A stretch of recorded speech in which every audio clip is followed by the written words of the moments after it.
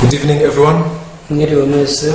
I'm so happy to be with you once again this night. Nejejwe no kongera kubana namwe muri uyu mugoroba. This is the time that we're going to share the word of God. Tugiye gusangira ijambo ry'Imana. So by the grace of God, every evening we are sharing the word in a session called Evening Fellowship. Twagiriwe ubuntu bwo gusangira ijambo ry'Imana buri mugoroba mu cyiswe ubusabane bw'ijambo ry'Imana. Let us pray and we begin. Mureke dusenge dukomeze. Heavenly Father, we thank you for this evening.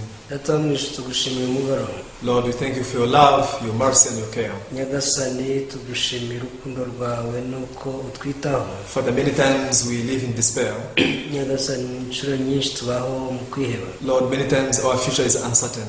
Ndetse usanga ejo hazaza hacu hadasobanutse. Lord, there is nothing that can fill and quench the thirst of our heart. Nta kintu gishobora kuzimya inyota yacu.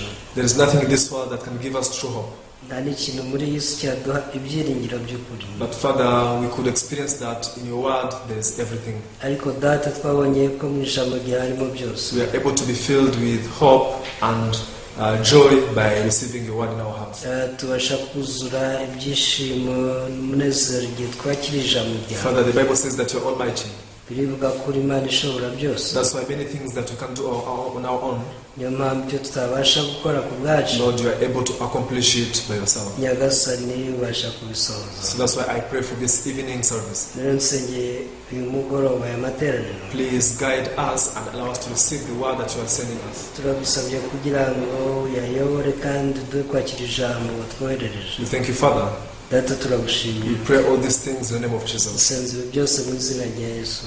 Amen. Amen. Tonight we are going to read from the book of Exodus chapter 17. Uyu mugoroba turasoma mu gitabo cyo kuva ibice 17. So please open up your Bibles, the book of Exodus chapter 17, starting from verse 8. Reka mbasabe turambure mu kuva ibice 17 guhera ku murongo wa 8. We are going to read up to verse 16. Turasoma tugeze ku murongo wa 16. And I hope you can share the gospel through the story of Exodus chapter 17. Mureke rero dusangire ubutumwa bwiza binyuze muri iki gitabo cyo kuva ibice 17. If you are there, we will read. Bamwageze reka dusome Exodus chapter 17, verse 8 to 16. kuva ibice 17 umurongo wa 8 kugera kwa 16. Now Amalek came and fought with Israel in Rephidim. Maze haza abamaleki barwaniriza Abisirayeli Refidimu. And Moses said to Joshua, choose us some men and go out fight with Amalek. Tomorrow I will stand on the top of the hill with the rod of God in my hand. Mose abwira Yosuwa ati, udutoraniriza ingabo mugende murwanya abamaleki. Ejo nzahagarara mu mpinga y'umusozi nitwaje inkoni y'Imana. So Joshua did as Moses said to him and fought with Amalek, and Moses, Aaron and Hur went up to the top of the hill. Yosuwa abigenza uko Mose yamutegetse, arwanya abamaleki. Mose na Aaron na Huri barazamuka bagera mu mpinga y'uwo musozi. And so it was when Moses held up his hand that Israel prevailed, and when he laid down his hand, Amalek prevailed. Mose yamanika amaboko, Abisirayeli bakanesha, yamanura abamaleki bakanesha. But Moses' hands became heavy, so they took a stone and put it under him, and he sat on it. And Aaron and Hur supported his hands, one on one side and the other on the other side, and his hands were steady until the going down of the sun. Maze amaboko ya Mose araruha, bajyana ibuye bararimutega aryicaraho. Aroni na Huri baramira amaboko ye, umwe uruhande rumwe n'undi urundi. Amaboko ye arakomera ageza ku izuba rirenga. So Joshua defeated Amalek and his people with the edge of the sword. Yesu atsindisha abamaleki n'abantu babo inkota. Then the Lord said to Moses, write this for a memorial in the book and recount it in the hearing of Joshua, that I will utterly blot out the remembrance of Amalek from under heaven. Uwiteka abwira Mose ati, andika ibi mu gitabo urwibutso bibwire Yosuwa yuko nzakuraho rwose kwibuka kw'abamaleki bakibagirana mu munsi y'ijuru bose.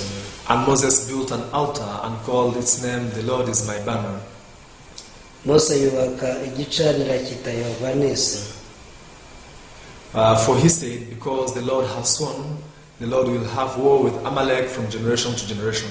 aravuga ati Uwiteka yarahiriye ko azajya arwanya abamaleki ibihe byose. Yes, we have read up to verse 16.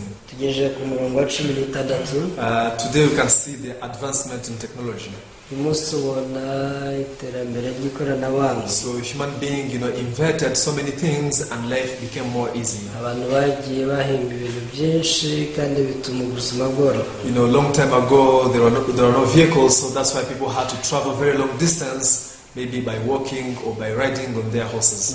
kera cyane nta binyabiziga byabagaho, byatumaga abantu bagenza amaguru ahantu harehare cyangwa se bakifashisha amafarashi. So life was very tiresome, very hard, and you had to walk a very long distance and be very weary. ubuzima bwari bukomeye cyane kuko abantu baragendaga bakananirwa. And also you had to carry, many heavy things on your head and become very tired. ikindi bajyaga bikorera imitwaro myinshi iremereye. However, after man invented the vehicle, ariko umuntu amaze guhimba ikinyabiziga, now we can see how life is very simple.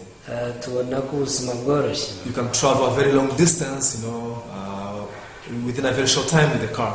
mu gahe gato ushobora kugenda urugendo rurerure uri mu modoka. Also, you can carry some heavy loads, in your car. ushobora no gushyira imizigo iremereye mu modoka yawe. That's why knowing how to drive is something very important. niyo mpamvu kumenya gutwara imodoka ari iby'ingenzi cyane. Now, depending on who is driving, the outcome or the result will be different.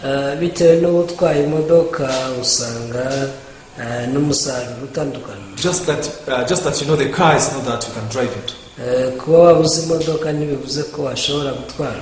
Now, let's say for example, someone who has just got into the driver's seat for the very first time. reka twibaze nk'umuntu wicaye mu ntebe y'umushoferi bwa mbere. Now, this person is attempting to drive this car. akagerageza gutwara imodoka. So if you are in the same car with him, ubaye uri kumwe nawe mu modoka, you won't be secure. ntabwo uzatekana. You will be very fearful. uzumva ufite ubwoba. Surely I can't reach my destination. uzavuga uti sinzi ko ngera iyo tugiye. Now we will have an accident. turakora impanuka. Now your heart will never be at peace. umutima wawe ntushobora kugira amahoro. And if you really know that this person is his very first time to get on the driver's seat, uramusubiza neza ko ari ubwa mbere kandi agiye kuri vola. I'm sure you won't get into this car. ndabizi neza ko iyi modoka utazayijyamo. However, if you know that the driver is someone with a great skill, ariko iyo uzi ko umushoferi ari umuntu ubizobereyemo, and he has a lot of experience in driving, akaba amaze igihe kinini cyane atwara. now when you get in this car, you can even easily fall asleep. igihe mu imodoka ushobora no kwisinzirira. And you will be at peace because you have faith to this driver. icyo gihe uzaba ufite amahoro kuko wizera uwo mushoferi. Now, who is at work is something very important also in our life. rero umuntu ukora aba ari uw'ingenzi mu buzima bwacu. As we talk about spiritual life, iyo tuvuga iby'ubuzima bw'umwuka, who is at work in our spiritual life is something very important. usanga uri gukorera mu buzima bwacu bw'umwuka ari uw'ingenzi. Now, let's compare our spiritual life, to this car that is being driven. reka tugereranye ubuzima bw'umwuka tubaho n'iyi modoka. Now, the driver who has never driven, umushoferi utarigeze atwaraho imodoka, he cannot, lead it into a safe drive. ntabwo ashobora gutuma abantu batekana igihe ayitwaye. You can't arrive, in your destination. ntabwo ushobora no kugera aho ugiye rwose. Now, the same way also in our spiritual life. nicyo kimwe no mu buzima bw'umwuka. If we compare it, with a journey, uramutse ugereranyije n'urugendo, and let's say our destination is going to heaven. reka twibaze ko icyerekezo cyacu ari ukujya mu ijuru. So now, who is placed, on the driver's seat? rero ninde uba uri kuri vola? Who is working so that you can go to heaven? ninde uba uri gukora kugira ngo ujye mu ijuru? If it is you yourself, abaye ari wowe, I'm sure that your life will be in a great trouble. nzi neza yuko ubuzima bwawe bwaba mu makuba menshi. In the journey going to heaven, mu rugendo rujya mu ijuru, now a human being cannot drive, in this journey. umuntu ntabwo ashobora gutwara muri uru rugendo. Why? kubera iki? Because human being doesn't know anything about the spiritual issues. umuntu nta kintu azi na kimwe ku by'ubuzima bw'umwuka. And now a human being cannot, control their life and reach the standards of God. umuntu ntashobora kuyobora ubuzima bwe ngo agere ku kigero fatizo cy'Imana. Everyone, this Bible has 66 books. iyi bibiliya ifite ibitabo 66 And all these books, teach us only two things. ibi byose bitwigisha ibintu bibiri gusa. What does God want to teach us out of so many stories in the Bible? ese mu nkuru zose nyinshi zo muri Imana ishaka kutwigisha iki? Before I received salvation, I didn't like to read the Bible mbere ko akira agakiza sinakundaga gusoma bibiliya because the Bible was very boring to me.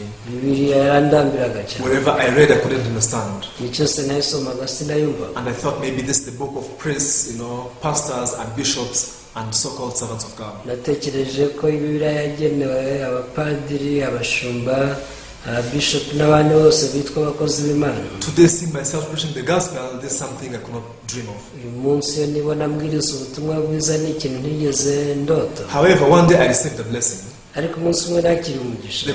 The blessing I received was nothing but to discover the heart of God in the Bible. umugisha nakiriye no gutahura umutima w'Imana uri muri bibiliya. And this is what I wish also to share with all of you. iki ni nacyo nshaka gusangira namwe mwese. You don't need to receive salvation.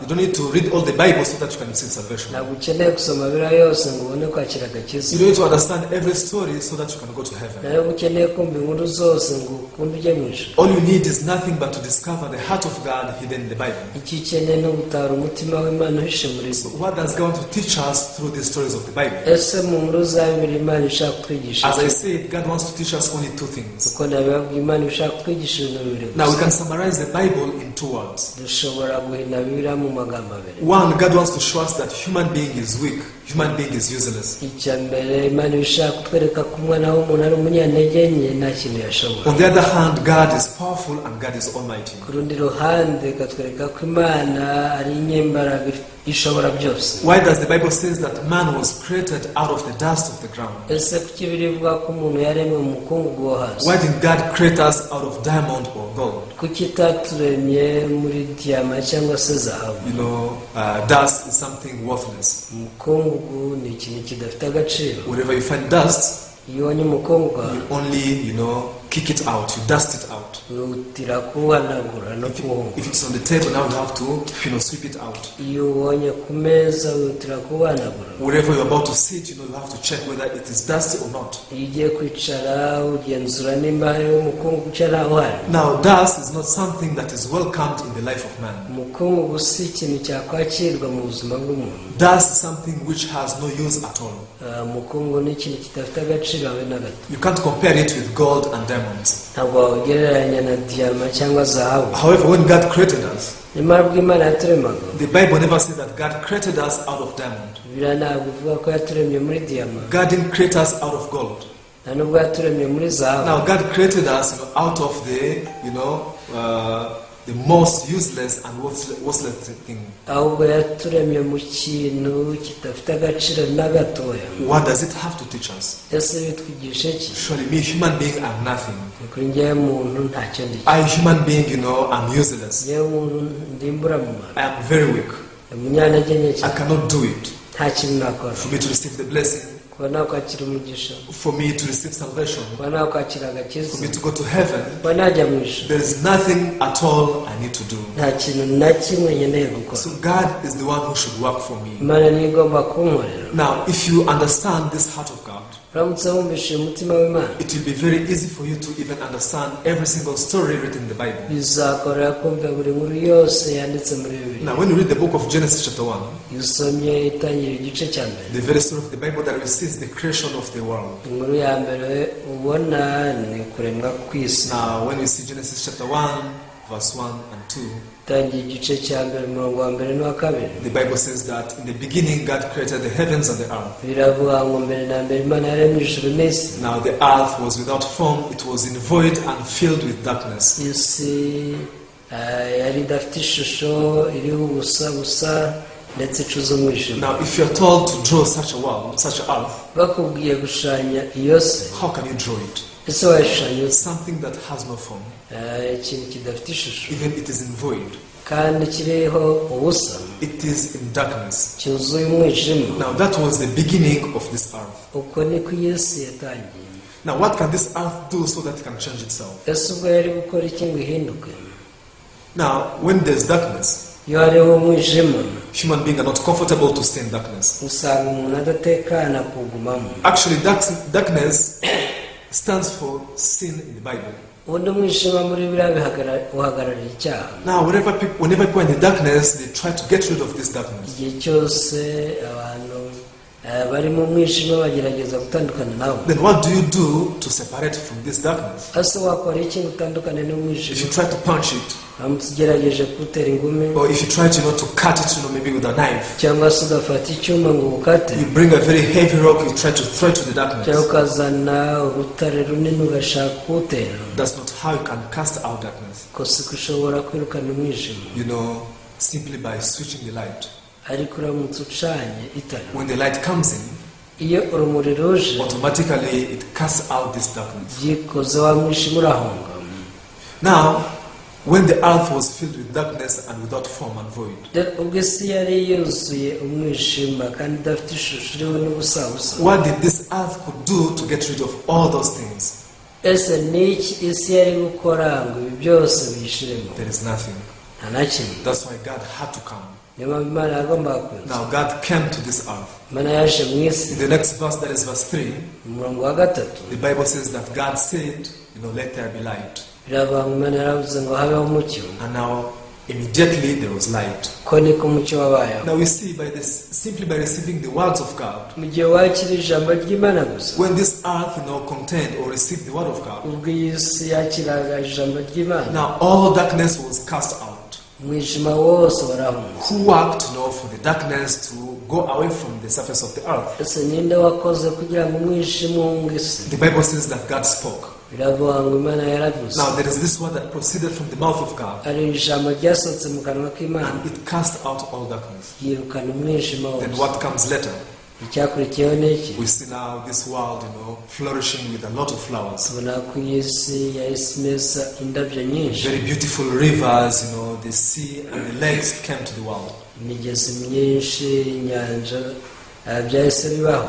Now the herbs, the tree-bearing fruits could born from this earth. ibyatsi n'ibiti byeze imbuto nabyo byarakuze. Now, before receiving the word of God, mbere yo kwakira ijambo, the Bible says that the earth was filled with darkness, in void and without form. bivuga ko isi yari iriho ubusa gusa, icuza umwijima kandi idafite ishusho. Now, when God spoke His word, ariko Imana ivuze ijambo, when the earth received the word of God, ubwo iyi si yakiraga ijambo ry'Imana, now darkness was cast away. umwijima warahunze, And now the earth that was without form, it had the form. isi itari ifite ishusho igira ishusho. The earth that was in the void was filled with so many creatures. isi yari ubusa yahise yuzura ibiremwa byinshi. Now, the very first story of the Bible, inkuru ya mbere ya Bibiliya, God is trying to teach us how we can also change. Imana iri kutwigisha uko twakwakira guhinduka. Human being who is born with sin, umuntu wavukanye icyaha, human being who is filled with darkness, umuntu wuzuye umwijima, who has no hope, udafite ibyiringiro, who is only waiting for everlasting destruction. uba utegereje kurimbuka kw'iteka gusa. So when the word came to this earth, ubwo ijambo ryazaga muri iyi si, the earth that was unable to change by itself, isi itarabasha kwihindura, now it could change very beautifully. yarahindutse cyane. Now here the Bible is talking about our hearts. Bibiliya ivuga ku mitima yacu. We human beings who are born with sin, twebwe abantu bavukanye icyaha, we try to change ourselves. tugerageza kwihindura. We think that by deciding now I can become righteous. dutekereza ko tubyiyemeje twaba bakiranutse. Once I decide I can change from become a sinner into becoming righteous. uravuga uti nimbyiyemeza nzaba umukiranutsi. However, many people try but they end up failing their lives. nyuma abantu benshi nubwo bagerageza birangira batsinze. So there is a secret we need to discover here in the Bible. hari ibanga tugomba gutahura muri Bibiliya. Now the change does not come within myself. impinduka itava muri jye, The change comes from the word of God. ahubwo impinduka iva mu ijambo ry'Imana. So when God spoke His word to the earth, ubwo Imana yavugaga ijambo ryayo ibwira isi, we could see how it could change, amazingly. tubona uburyo isi yahindutse mu buryo butangaje. Now today many people go to church. uyu munsi abantu benshi bajya mu rusengero, However, the faith that they have is not towards God but it's towards themselves. ariko kwizera bafite si uko kwizera Imana, ahubwo ni uko kwiyizera. Now they think that I will be the solution of my sin problem. batekereza bati nzabona igisubizo cy'ibibazo byanjye by'icyaha. So now the reason why God wrote this story in the Bible, nyuma y'icyatumye Imana yandika izi nkuru muri it Bibiliya, is to teach us the secret. ni ukutwigisha ibanga. Hey, the change comes from the word of God. burya impinduka ituruka mu ijambo ry'Imana. So the word of God is powerful. ijambo ry'Imana rifite imbaraga, The word of God is mighty. ijambo ry'Imana rishobora byose. That's why it's the only thing that can defeat, the sin problem in our life. niryo ryonyine ryanesha ikibazo cy'icyaha mu buzima bwacu. Today we read in the book of Exodus chapter 17. uyu munsi twasomye mu Kuva ibice 17. Now one day there was a war between Israelites and the Amalekites. umunsi umwe hari intambara hagati y'Abisirayeli n'Abamaleki. Now God, spoke to Moses, and also Moses sent Joshua to the battlefield. Imana yabwiye Mose, Mose nawe yohereza Yosuwa ku rugamba. Now this war is a special war. iyi ntambara yari intambara idasanzwe. Usually when people are preparing for the war, usanzwe abantu bari gutegura intambara, they prepare, very good weapons. bategura intwaro zikomeye. Many weapons and stronger than the enemies. Intwaro nyinshi kandi zikomeye kuruta iz'umwanzi. Also they make a plan of the war. bagategura n'uburyo bazarwana intambara. Very good strategies. bagategura amayeri menshi meza. And also they prepare, different strategies, of spying the enemy. yewe banategura n'uburyo bwo kuneka umwanzi. However, when you read here in the book of Exodus chapter 17, ariko uramusomye Kuva ibice 17, that's not how this war was fought. ntabwo ari ko iyi ntambara yarwana. Now, when Joshua and the army went down to the valley to fight with Amalekites, ubwo Yosuwa banukaga mu kibaya ngo barwane n'Abamaleki, the Bible says that Moses went to the other side on the top of the hill.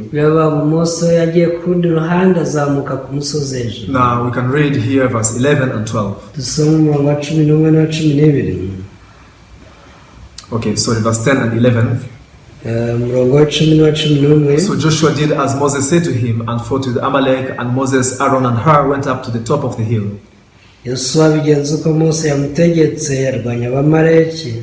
Mose na Aaron na Huri barazamuka bagera ku mpinga y'uwo musozi. And so it was when Moses held up his hand that Israel prevailed, and when he laid down his hands, Amalek prevailed.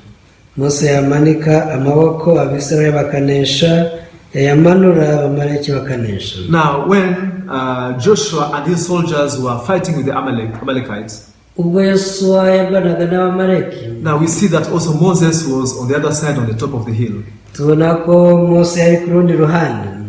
What's wrong?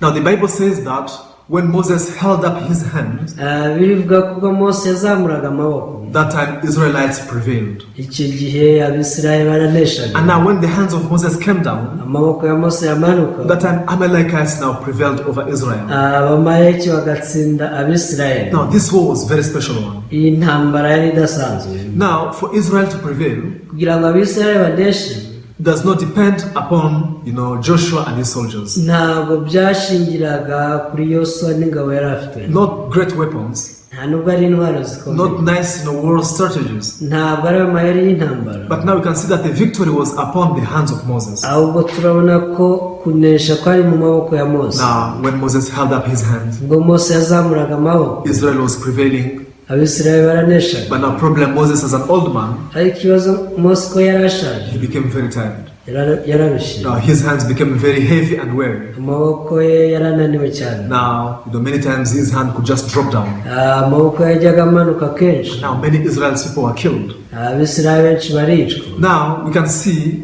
Moses, who was together with Aaron and Hur. rero Mose wari kumwe na Aaron na Huri, Now they made up their mind. baje gufata umwanzuro. Now for us to win this war, baravuze bati kugira tuneshe uru we have rugamba, to support the hands of Moses. tugomba gushyigikira amaboko ya The Mose. hands of Moses has to, stay up. amaboko ya Mose agomba kuguma hejuru. Now they brought a rock, bazanye urutare, and now Moses, sat on the rock. bicazaho Mose. Now we can see Aaron on one side and Hur on the other side were supporting the hands of Moses. Aaron ndetse na Huri bajya ku ruhande rumwe bafite amaboko ya Mose. Now through this we could see how Israel now defeated completely the Amalekites. tubasha kubona ko binyuze muri ubu buryo Abisirayeli banesheje Abamaleki. Even the Bible is amazing. biratangaje. Now God is trying to teach us how we can win over the wars that we encounter in our life. Imana iri kutwigisha uko twanesha intambara duhura nazo mu buzima. How could Joshua and Israel prevail? ni gute Yosuwa n'ingabo ze banesheje? It had nothing to do with them. nta hantu byari bihuriye nabo. It had nothing to do with their systems and strategies. nta hantu byari bihuriye n'amayeri n'uburyo bayoboye urugamba. It had nothing to do with their weapons. nta hantu byari bihuriye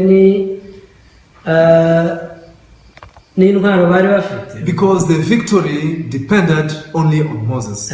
kubera ko kunesha kwari mu maboko ya Mose gusa. Now, why God did like this? Ese kuki Imana yabigenje Now, gutya? God wanted to teach them, Imana yashaka kubigisha, hey, for you to prevail, wowe kugira ngo uneshe it doesn't depend on you, ntabwo bishingira kuri wowe, because this war does not belong to you. kubera ko iyi ntambara si yawe, This is the war of the Lord. iyi ni intambara y'Uwiteka. Actually, when you say the hands of Moses, Iyo tuvuze amaboko ya Mose, it stands for, the works of God. ahagarara imirimo y'Imana, Because Moses was the servant of God. Mose yari umugaragu w'Imana. And now the result of the hands of Moses Hanyuma umusaruro w'amaboko ya Mose stands for the result of the works of God. ni umusaruro uturuka mu maboko y'Imana. Now, here in the book of Exodus, chapter 17, Rero mu Kuva ibice 17, now God made, a commandment. Imana yashyizeho itegeko. Now he spoke to Moses. Yabwiye Mose ati, Verse 14, mirongo 14, then the Lord said to Moses, write this for a memorial in the book and recount it in the hearing of Joshua, that I will utterly blot out the remembrance of Amalek from under heaven.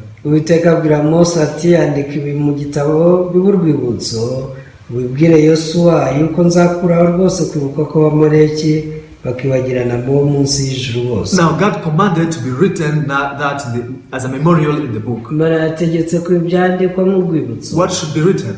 Niki cyari kwandikwa? I will utterly blot out the remembrance of Amalek from under heaven. Nzamaraho kwibuka ko Amaleki munsi y'ijuru. I, the Lord, am the one who will fight Amalek. Njye Uwiteka ni uzarwanya Abamaleki. I, the Lord, am the one who will utterly destroy Amalek. Njye Uwiteka ni uzabarimbura bose. Verse 16.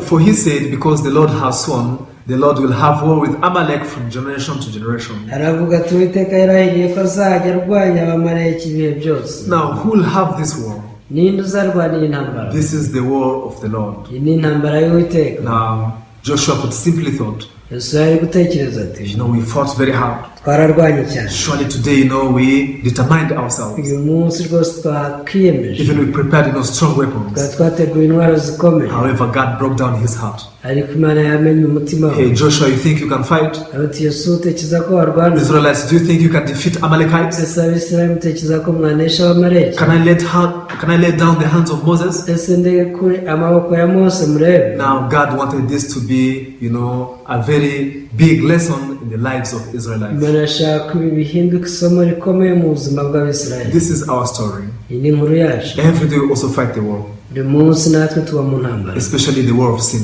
By'umwihariko intambara yo kurwanya icyaha. The war of condemnation. Kurwanya kwicira urubanza rw'icyaha. The war of achieving righteousness.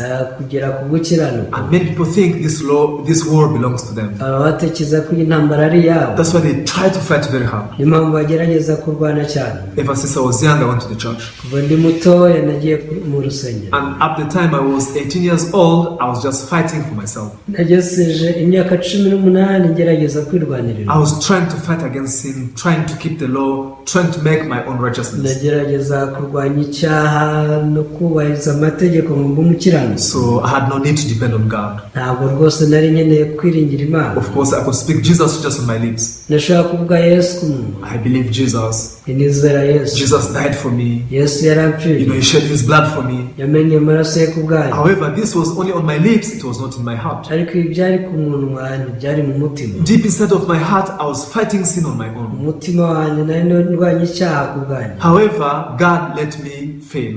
Imana yaratsinda. When I failed completely, ngo natsindwaga burundu, then God gave me this lesson. Imana yampaye isomo. Hey, this war is not for you. Intambara si yawe. This war belongs to the Lord. Intambara ni y'Uwiteka. Just like God fought for Israelites here. Uko Imana yarwanirira Abisirayeli. In the same way, God wants to fight for every single one of us. Niko Imana ishaka kuturwanirira twese. The problem of sin is not your responsibility. Ikibazo cy'icyaha so ugomba kukirengera. This is the responsibility of Jesus. Yesu Kristo niwe wakirengera. That's why Jesus came down in this world. Niyo mpamvu Yesu yaje mu isi. However, although Jesus came and worked for us, nubwo Yesu yaje akatukorera, many people have no need to depend on Jesus. Abantu benshi ntibakenera kwiringira Yesu. All of their life they just want to rely on themselves. Usanga ubuzima bwabo bwose bashaka kwishingikirizaho. Then what do? Niki bakora? They try to keep the commandments. Bagerageza kubahiriza amategeko. However, we have to know niba tuba tugomba kumenya, there is no mercy in the commandment. nta mpuhwe ziba mu mategeko. In the law, there is no mercy. mu mategeko nta mbabazi zibamo. Let's say, for example, you have killed someone. Reka twibaze ko wishe umuntu I'm talking in the manner of this world. mu buryo busanzwe, Then you are sent to the court. bakagushyira mu rukiko. Of course, you have broken the law because you have committed murder. kubera ko wishe itegeko. Now, there in the court, the law has to be applied. mu rukiko rero itegeko niryo rizakora. Now, if you go to the court and just say, surely I have killed him, just forgive me, let me go. nugera mu rukiko avuga uti namwishe rwose ariko mumbabarire, Do you think they will really release you and let you go? ese koko bazakurekura Just because you have asked for forgiveness? kubera ko wasabye imbabazi? No, it's not possible. ntabwo bishoboka. Now, the law has to deal with you. amategeko niyo agomba kugukemurira ikibazo. Now, if it is written in the book of the law nimba byanditse mu mategeko that the penalty of murder is 20 years in a sentence, imprisonment, ku gihano cyo kwica ari ugufungwa imyaka 20, the judge has to respect what is written in the book of the law. umucamanza azagendera kuri icyo cyanditse mu gitabo cy'amategeko. There is no mercy. aho nta mpuhwe zihaba. Even if you cry, ubwo warira, even if you pray very hard, ubwo wasenga cyane, what is written in the book of the law has to be executed. ibyanditswe mu gitabo cy'amategeko nibyo bigomba gushyirwa mu ngiro. Now, it is the same thing also to God. nicyo kimwe no ku Mana. How do people try to solve their sin ni problem? gute abantu bagerageza gukemura ikibazo cy'icyaha? People take fasting prayers hari abiriza ubusa and they think if I pray hard, God will forgive my sin. bavuga ati ninsenga cyane Imana irambabarira. If I fast for 5 days, I'll be forgiven of my sin. niniyiriza ubusa nk'iminsi 5 Imana izambabarira. If I try to help the poor, God will forgive my sin. ningerageza gufasha abakene Imana irambabarira. Yes, doing all that is good. ibyo byose kubikora nta kibazo. However, we have to know what is written in the Bible. ariko ugomba kumenya icyanditse muri When Bibiliya. you read the book of Romans chapter 6, iyo usomye Abaroma ibice 6, Romans chapter 6 verse 23, Abaroma ibice 6 umurongo wa 23, there the Bible says that for the wages of sin is death, Bibiliya avuga mu bihembo by'ibyaha n'urupfu, but the gift of God is everlasting life in Christ ariko Jesus. impano y'Imana n'ubugingo buhoraho muri Kristo Yesu. Now, if you want to redeem your sin, nimba ushaka gucungura icyaha cyawe, death has to be paid. urupfu nirwo rugomba kwishyurwa. It's not prayers, ntabwo ari amasengesho, it's not fasting, si ukwiriza ubusa, it's not doing the good works. si ugukora imirimo myiza. Because according to the book of the law, that is the Bible, ugendeye ku gitabo cy'amategeko ariyo Bibiliya, God said that the wage of sin is death, Imana yavuze ko ibihembo by'icyaha ari urupfu. which means sin can only be redeemed when death is paid. bivuze ko icyaha gishobora gucungurwa iyo urupfu rwishyuwe. However, many people just cry when they commit sin. nyamara abantu benshi iyo bakoze icyaha bararira gusa. What death do you pay when you shed tears? ese iyo umena amarira uba utanze uruhe rupfu? When you fast, what day do you pay them? iyo wirije ubusa urupfu uba wishyuye n'uruhe? It means you are paying the payment that is not, stated in the book of God. bivuze ko uba uri kwishyura ubwishyu butasabwe mu gitabo cy'Imana. Today when you go to the shop, iyo ugiye mu iduka, now if you want to buy something from the shop, iyo ushaka kugira icyo ugura mu iduka, you are required to pay money. bagusaba kwishyura amafaranga. And now the shop owner can only receive money in order to give you the item. hanyuma nyiri iduka yakira amafaranga akaguha icyo Now ukeneye. let's say you want to buy this pen. reka twibaze ko ushaka kugura ikaramu nk'iyi. What if you just give out papers? tekereza umushyiriyemo urupapuro. Can the shop owner really give you this pen? ese kuko azaguha ikaramu? You go in the field and you collect, some grass, you collect, some herbs. You pay them in the store. cyangwa ukajya mu murima ukahira ubwatsi ukabushyira umucuruzi. Can they give you this pen? ese kuko azaguha ikaramu? It's impossible. ntabwo bishoboka. The shop owner can give out the pen only when you pay money. nyiri iduka azaguha ikaramu numara kumwishyura amafaranga. In the same way, God can only redeem sin when He receives death. rero Imana nayo iyo yishyuwe icyaha nicyo gihe iyo yakira urupfu nicyo gihe icyaha kiba gicunguwe. Yes, nothing else can redeem sin apart from death. nta kindi cyacungura icyaha uretse urupfu. Because that's what the law says in the Bible. kubera ko niko amategeko abivuga muri The Bibiliya. Bible says that the wage of sin is death. birabanguye mu by'icyaha n'urupfu. Sin can only be redeemed when death is paid. icyaha cyacungurwa igihe urupfu rwishyuwe gusa. However, many people, redeem their sin with prayer. nyamara abantu benshi usanga bashaka gucunguza icyaha cyabo mu masengesho. Yeah, prayer is good and we also pray every day. gusenga ni byiza, natwe dusenga buri munsi. However, prayer was not meant to forgive our sin. nyamara ntabwo amasengesho yabereyeho kubabaririrwa ibyaha. Other people, shed their tears, they do good works trying to redeem their sin. abandi bararira bakagerageza gukora imirimo myiza ngo bababarirwe ibyaha. This is how Satan has deceived humanity. uko niko Satani yashutse abantu. What can wash away our sin? niki cyakoze ibyaha byacu. According to the Bible, it is death. nyine kuri bibiliya ni urupfu And gusa. actually, if we pay our own death, uramutse upfuye ku bwawe, because we only have one life, kubera ko ubuzima ufite ari ubw'umujyi umwe, then we will go for good. nta kabuza uzapfa byiteka. Because you will die in sin, uzaba upfiriye mu cyaha, you will end up now going to hellfire. hanyuma urangirize mu rutazima. Now, because of this, Jesus Christ came down this world. iki nicyo cyatumye Yesu aza mu isi. And Jesus came and carried away our sin. Yesu araza yishyiraho ibyaha byacu. And now Jesus had to pay the payment to redeem our sin. Yesu yagomba kwishyura umwenda w'ibyaha byacu. Why did Jesus pay to redeem our sin? Niki yishyuye? Did Jesus pray? Yesu yarasenze. Did Jesus shed his tear? Yesu yamennye amarira, Or did he fast? cyangwa yiyiriza ubusa? No way. Oya. Jesus paid what was stated in the book of the law of God. Yesu yishyuye icyari cyaravuzwe mu gitabo cy'amategeko. Now Jesus paid the wage of sin. yishyuye ibihembo by'ibyaha, That is his death. ari rwo rupfu. And because Jesus, lives forever, kubera ko wabaho iteka, he's the only one who is able to give out his life and regain it again. niwe wenyine washobora gutanga ubugingo bwe akabusubirana. And now that's why Jesus became the propitiation of our sin. niyo mpamvu yahindutse impongano y'ibyaha byacu. Everyone, now it's already 2,000 years since Jesus came in this world. ubu imyaka 2000 yarashize Yesu aje mu isi. Jesus died on the cross and he shed his blood. Yesu yapfiriye ku musaraba amena amaraso ye. The whole world knows this. isi yose irabizi. Whoever you ask, why did Jesus die for us? ubajije wese ati kuki Yesu yadupfiriye, They say Jesus died not to redeem our sin. akubwira ko yacunguraga ibyaha byacu. Do you really believe that? Akuse urabyizera? So are your sins redeemed by Jesus? ibyaha byawe byacunguwe na Yesu? Yes, of course. yego. How many sins? ibyaha bingahe? All of my sins. ibyaha byanjye byose. Then are you sinner or you are righteous? none uri umunyabyaha cyangwa uri umukiranutsi? Many people are deceived into thinking that I am still a sinner. abantu benshi barashukwa bagakomeza kuvuga ngo ndacyari umunyabyaha. That's why I should do something addition to what Jesus have done. ati niyo mpamvu ngomba kugira icyo nkora nkunganira icyo Yesu yakoze. They feel responsible of fighting this battle of sin. bumva bafite inshingano zo kurwana n'icyaha. However, the reason why Jesus came, nyuma y'icyatumye Yesu aza, it's because that's his own responsibility.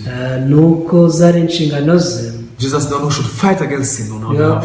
niwe wagomba kurwanya icyaha mu mwanya And wacu. because he's almighty, kubera ko washobora byose, he has obtained victory for us. Yesu yatuboneye intsinzi. Jesus washed away our sin. Yesu yogesha ibyaha byacu. Jesus made us righteous. Yesu yatugize abakirana. By his work, by his blood, we became holy and perfect. umurimo we, amaraso ye twahindutse abera batunganye. Now, if you say that I believe Jesus but I'm still a sinner, nuvuga ngo wizera Yesu ariko uracyari umunyabyaha, that means the works of Jesus failed. bivuze ko ibyo Yesu yakoze byabaye It impfabusa. means his blood did not wash away all of your sin. bivuze ko amaraso ya Yesu atogeje ibyaha byawe. Everyone, please throw away your thoughts. ndakwinginze ushukunye ibitekerezo byawe, Believe what the Bible says. wizere ibyo Bibiliya ivuga. In the book of John chapter 3 verse 16, Yohana ibice 3:16, the Bible says that for God so loved the world biravuga ngo kuko Imana yakunze abari mu isi cyane, that he gave out his only begotten Son, byatumye itanga umwana wayo w'ikinege, so that whoever believes in him may not perish but have everlasting life. kugira ngo umwizera wese atarimbuka ahubwo ahabwe ubugingo buhoraho. All people have memorized this scripture. abantu bose bafashe mu mutwe iki cyanditse, However, it needs to come from our knowledge into our hearts. ariko iki kigomba kuva mu bumenyi bwacu twinjira mu mitima We need yacu. to believe it with our hearts. tugomba kubyizeza imitima. Whosoever believes in him should not perish umwizera wese ntarimbuka but have everlasting life. ahubwo ahabwa ubugingo buhoraho. Why are they not perishing and they have everlasting life? ese kuki batarimbuka ahubwo bahabwa ubugingo buhoraho? Because they have no sin. nuko nta cyaha bafite. The one who has no sin udafite icyaha is the one who cannot perish. niwe utarimbuka, He's the one who has everlasting life. niwe ufite ubugingo buhoraho. However, if you say that I still have sin, ariko uzi uti ndacyafite ibyaha, it means you will perish. bivuze ko uzarimbuka. It means you don't have everlasting life. nta bugingo buhoraho ufite. Also, on the other hand, it means you do not believe in Jesus. ku rundi ruhande bivuze ko utizeye na Yesu, Because the Bible says that whosoever believes in him should not perish kubera ko bivuga ngo uwizera wese ntarimbuka but have everlasting life. ahubwo aba afite ubugingo I buhoraho. became very thankful to God nashimiye Imana cyane for having realized this gospel. ubwo natahuraga ubutumwa bwiza. Many times I thought I'm responsible of solving my sin inshuro problem. nyinshi natekerezaga ko ari njye mfite inshingano zo gukemura ikibazo cy'icyaha, However, God commanded this to be written in the book ariko Imana yategetse ko ibyandikwa mu gitabo, that I'll utterly destroy Amalekites. kandi iti nzarimbura abamarayika, That the Lord will fight Amalekites from generation to generation. nzabarwanya iteka ryose. This is the work of God. uyu ni umurimo w'Imana. This is what God has done for our sins. iki ni cyo Imana yakoreye ibyaha ibyaha byacu. Please believe in that. Ndakwinginze wizere. If you believe in that, nubyizera, you will have everlasting life. uzaba ufite ubugingo You will buhoraho, not perish. ntabwo uzarimuka. And now a new song will come out of your mouth. indirimbo nshya nizaza mu kanwa kawe. Something you never testified will come out of your mouth. ikintu utigeze uvuga mbere nicyo uzatangira kuvuga. What's that? icyo ni iki? I am righteous. ndi umukiranutsi, I am justified. naratsindishijwe, I am holy forever. ndera by'iteka ryose, Not because I did not commit sin. atari uko ntakora ibyaha, Not because I fought against sin. atari uko narwanyije ibyaha, But because the Bible says that by believing in Jesus, I'm righteous, I'll not perish. ahubwo ko Bibiliya ivuga ko mu gihe nizeye Yesu ntazarimbuka, mpabwe ubugingo buhoraho, ndi umukiranutsi. I really hope that we believe in the word of God. iringiye ko wakwizera ijambo Let's ry'Imana. not believe our thoughts. mureke twe kwizera intekerezo zacu. God who never lies, Imana itabeshya He will fulfill our salvation. izasohoza iby'agakiza And He will kacu, let us discover how we are made holy and righteous by believing in kandi Jesus. izaduha gutaha uburyo twahindutse abera n'abakiranutsi tubigizwe na Yesu. Yeah, thank you very much. murakoze cyane. Today we'll speak up to here. uyu munsi turasoreza hano, I will pray and we will end. reka dusenge dusoze. Father God, we thank you for this evening. data mana tugushimiye umugoroba. Lord, when Joshua and the Israelites were fighting the Amalekites, nyagasani ubwo yosuwa n'abisirayeli barwanyaga abamaleki, we can see that the victory was not, depending on them. tubona ko kunesha kutari gushingiye kuri bo, However, the victory depended on the hands of Moses. kunesha kwari gushingiye ku maboko ya Mose. Lord, Moses was your servant. Mose n'umugaragu wawe. That means the result of the hands of the works of Moses. rero umusaruro waturukaga mu maboko ya Mose, That was the result of the work of God. uyu wari umusaruro w'amaboko yawe. This is why you saw that you will fight Amalekites from generation to niyo generation. mpamvu waraye kuzarwanya abamaleki ibihe byose. This Amalekite stands for sin. abamaleki bahagarariye icyaha, The enemies of God, that is Satan. umwanzi w'Imana ni Satani. So Lord, you say that you will fight Satan from generation to generation. nyagasani waraye kuzarwanya Satani ibihe byose. This is why you sent us Jesus Christ. niyo mpamvu watwohereje Yesu Kristo, And by his death, by his blood, he washed away all of our sin. binyuze mu rupfu rwe n'amaraso yamenyereza ibyaha byacu byose. However, Satan kept deceiving people. ariko Satani akomeza gushuka abantu. They think Jesus did not wash away their sin. batekereza ko Yesu atogeje ibyaha They byabo. think Jesus left them, sinners. batekereza ko Yesu yabasize ari abanyabyaha. However, this is the wrong faith from Satan. ariko ukuntu kwizera gupfuye bahabwa na Satani. Allow us to believe what the Bible says. twemere kwizera ibyo birivuga, Because the Bible says that whosoever believes in him should not perish, kubera ko rivuga ngo umwizera wese ntarimbuka, but have everlasting life. ahubwo ahabwa ubugingo buhoraho. I believed in Jesus, nizeye Yesu and I will not perish. ntabwo nzarimbuka, I have everlasting life. mfite ubugingo buhoraho. This is the faith that matches with the word of God. uku niko kwizera guhuza n'ijambo ryawe. I pray for all people who are following this lecture. nsengeye abantu bose bari kumva iki kibwirizwa, Father, allow them to believe the written word of God. bemere nabo bizerera ijambo ry'Imana ryanditse, Because you have paid the wage of sin completely. kuko wamaze kwishyura ibihembo by'ibyaha burundu. Lord, I believe that you will take care also the rest of our life. niringiye ko uzanita ku buzima bwacu busigaye bwose, Any disease, any problem, any trouble that we are facing, yaba indwara cyangwa ikindi kibazo twahura nacyo. also Father, at the cross you solved all things. niringira ko ku musaraba byose wabikemuye. Just allow us to believe in that. twemereye kubyizera. We thank you, Father, data turagushimiye, and please grant your mercy and your blessings unto us. tugirire ubuntu bwawe n'impuhwe zawe. We thank you. turagushimiye, We pray all these things in the name of Jesus. byose tubisenze mu izina rya Yesu, Amen. amen. Yeah, thank you very much and see you next time. murakoze cyane nawe utaha.